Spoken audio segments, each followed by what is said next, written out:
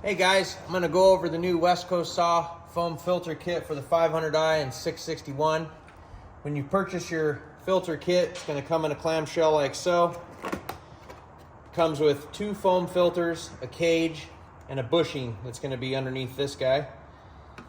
And the instructional card is in the bottom if you want to do it that way. I'm going to walk you through it here on film on how to install and what to look for once you get running this thing, how long you can run and so forth. So basically, pull your hood off and pull your factory air cleaner off. And on the 500i, you're gonna have this orange sponge bushing.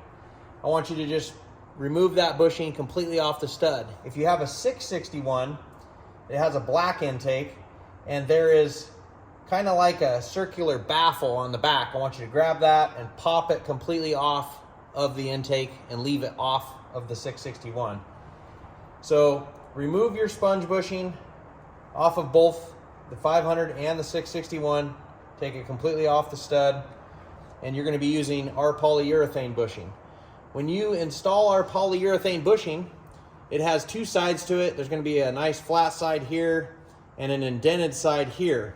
And I want you to put the flat side down towards the saw and it will snap down secure onto the stud. Once you get that onto the stud, you're pretty much ready to oil your filter. What I do is I'll take a bucket of Bel-Ray or Unifilter and dunk my filter into the oil and squeeze out any of the excess oil. Then I reinstall my cage onto the foam like so. Once I get it on to the cage, I just press it right on to the intake. It's a nice secure fit. It doesn't want to fall off or do anything like that. So before you reinstall the hood, I'm going to go over how I determine when it's ready to clean. So this foam is basically taking air all the way around and all the way around the sides and all the way across the back. It has more surface area than anything on the market, so the run times are really long on this thing. You can run this thing like anywhere from 100 hours to 150 hours of production cutting, no problem at all. Our guys ran this thing for over 2 years, no issues at all. And the way they were determining, and I determined when to change my filter or wash it out, this is one that I probably ran for like a week. It looks really bad, but it's really not. It's really clean in the inside. So you can just let this thing build up, caked on there, blow it off, brush it off, and run again. The way I determine when to wash these foams out is I'll start pinching the corners of the foam, and you can kind of feel a little bit of firmness start getting in the corners first, and that's an indication that the foam is taking on material inside and it's starting to build up. So that would be a good way to indicate if you didn't want to pull it off and look inside.